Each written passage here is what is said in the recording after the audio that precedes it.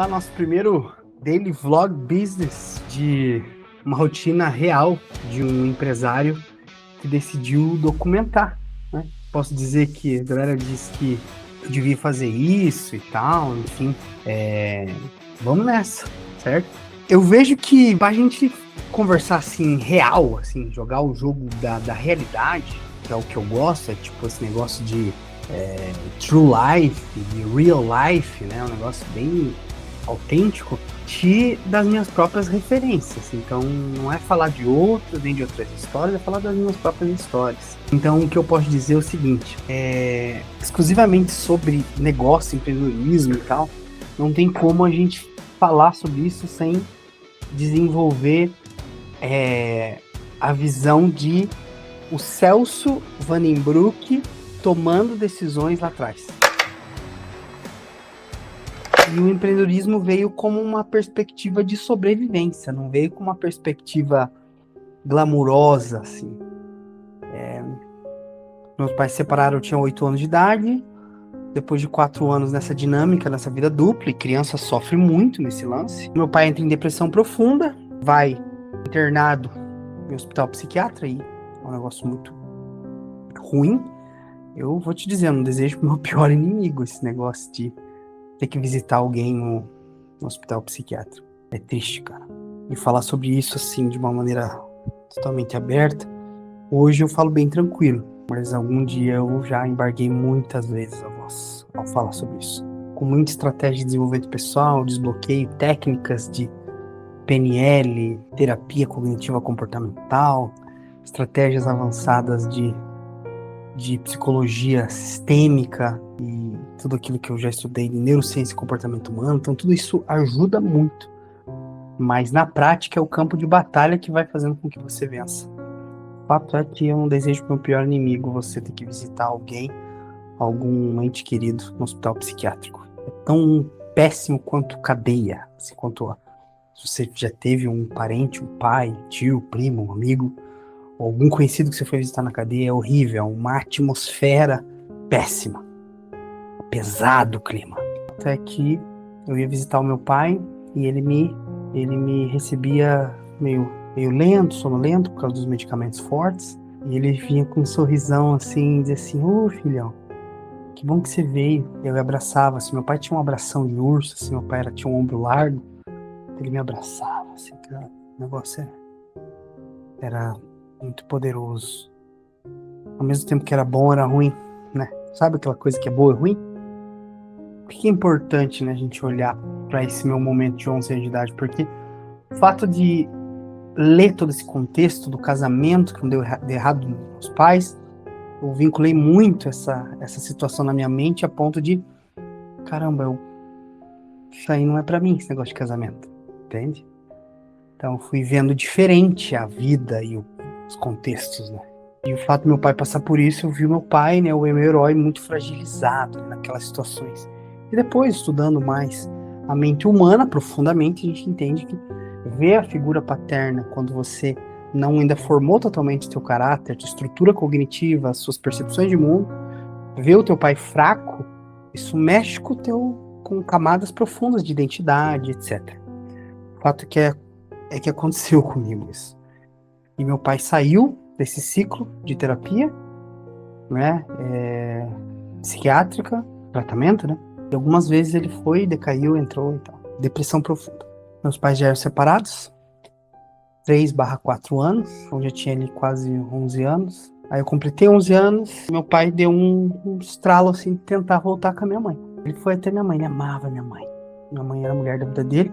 E a minha mãe, o meu pai era o homem da vida dele, mas meu pai tinha esse lance, tinha vários desafios pessoais, assim, muito profundos em relação a machucar minha mãe, assim, emocionalmente, né? Meu pai tinha um lance de seduzir várias mulheres, então ele fraquejava nesses aspectos. Então, ele feriu muito minha mãe. E é um paradoxo, porque ele amava ela. Olha só que loucura. O fato é que ele tentou voltar com a minha mãe, e minha mãe, muito machucada, falou assim: não, já não posso voltar com você. Você não é um homem de uma mulher só. Depois, anos depois, minha mãe contou, assim, falou, enfim. Aí meu pai falou: então vou me matar. E ela falou: Juliano, não faça isso. Você pode ter uma outra família, você pode ser feliz ainda. Pensa minha mãe amando alguém, falando. Mamãe foi muito forte ali. O fato é que minha mãe não voltou com meu pai. E ela não era obrigada. Mas meu pai, por essa sensibilidade psicológica, o que aconteceu? Ele foi lá e honrou com a palavra dele. Meu pai, Juliano Vandenbroek Pinto, tirou a própria vida, se jogando embaixo de uma carreta. Lembro bem quem me deu a notícia. Foi minha bisavó Maria Romão. Uma índia bugre, uma mulher fervorosa, temente a Deus, pentecostal, né?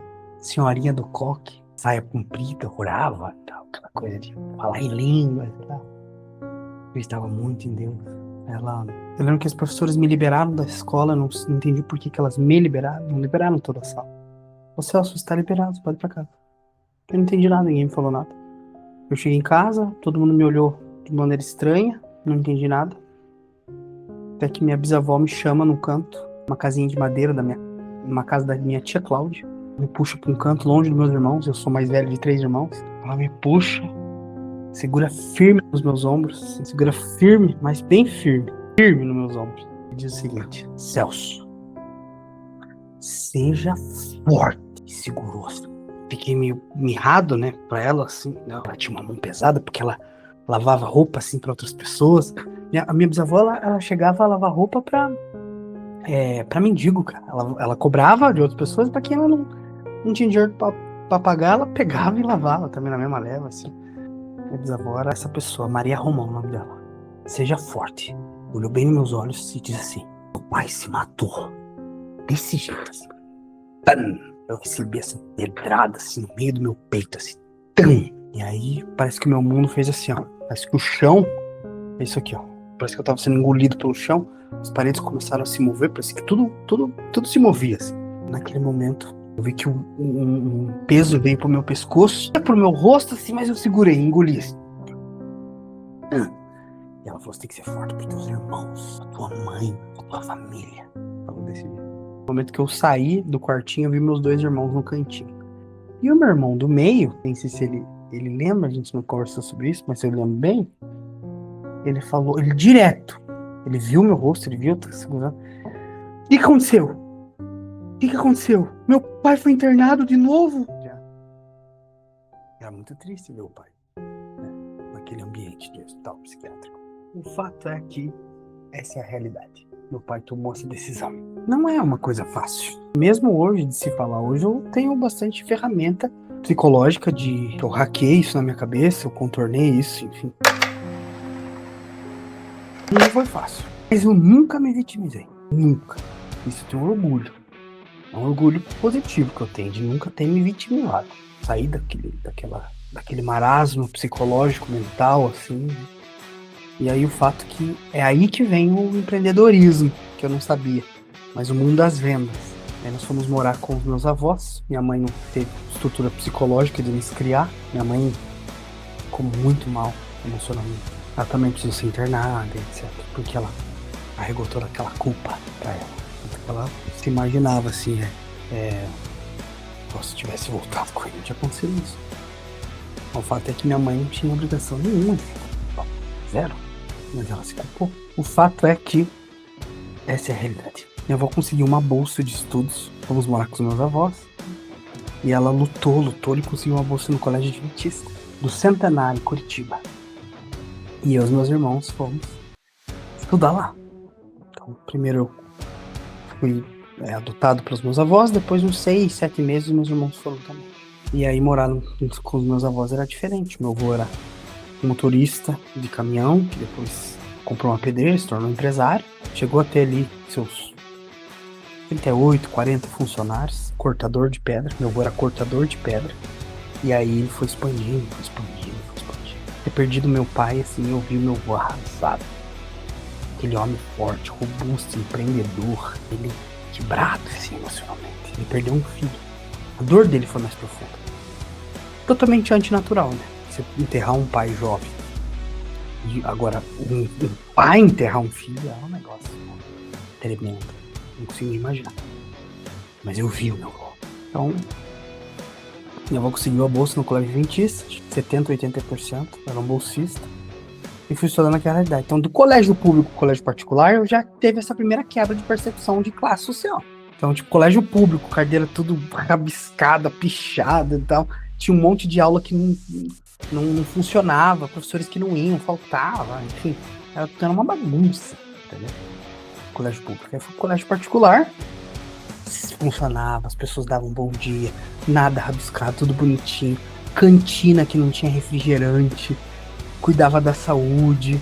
Cara, aquele estilo de vida, assim, diferente de um colégio particular e também com uma frente adventista. Eu vi que os adventistas tinham uma realidade, um outro contexto de vida. Eles tinham um posicionamento, sabiam o que tá fazendo. E aquilo me fez virar muitas chaves. E aí eu ia fazer trabalho na casa dos meus amigos e eu via outra realidade. Os pais com outro carro, uma outra casa, porra, casas com mármore aquecido e tal. Aí lá eu conheci vários amigos meus. Fiz vários amigos. Um deles é o Edley Canofri, um grande amigo, que eu sou amigo da família também. Amigaço, entendeu? E o Edley é todo tecnológico também, já era de uma outra classe social, de uma outra realidade. Ele já tinha iPod, iPad, ele já era, nos nossos padrões, já era rico, né?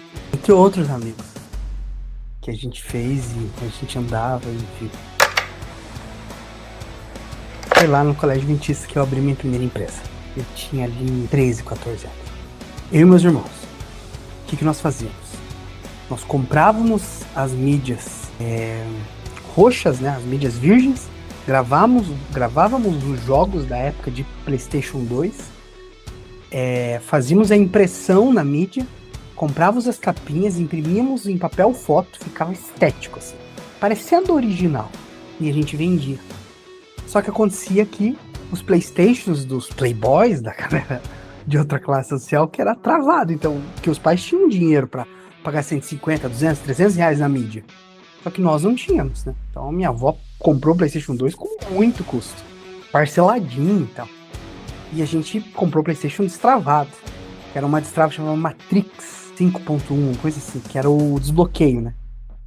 Depois que eu fui saber que era errado, mídia pirata e tal, né? Não sabia de nada.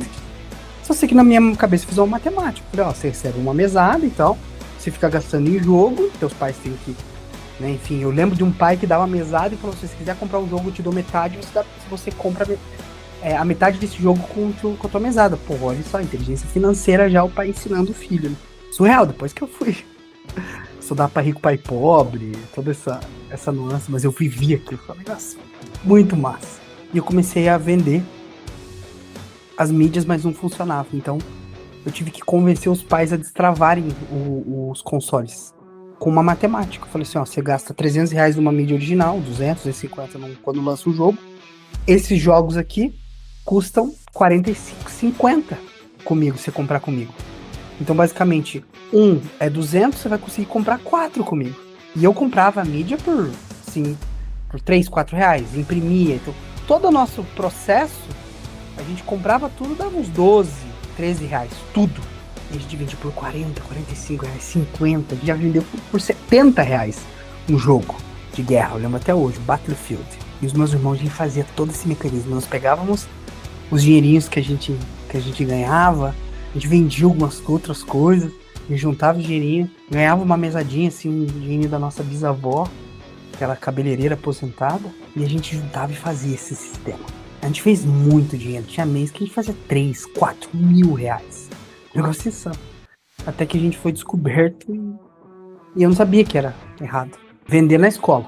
Depois eu descobri que era errado vender mídia pirata. O fato que foi nosso primeiro empreendimento. E ali eu vi que a venda era uma dinâmica interessante. Comprar barato, vender com margem. O vendedor de paralelepípedo, extração de pedra e minério, eu saquei. Falei, cara, e ele já falava de margem. Tem que ter margem, o segredo é margem. Então hoje, quando eu vejo o Flávio Augusto, os grandes players falando de margem, então eu já sacava já na época, né? Já desde pequeno eu já sabia o que era margem, né? É baixar 6 e subir meia dúzia, é isso, entendeu? É 6 fazer meia dúzia, então essa era a matemática. Então o mundo dos negócios começou comigo, Colégio Adventista, eu e meus irmãos, vendendo jogos de PlayStation 2. Alguns filmes também.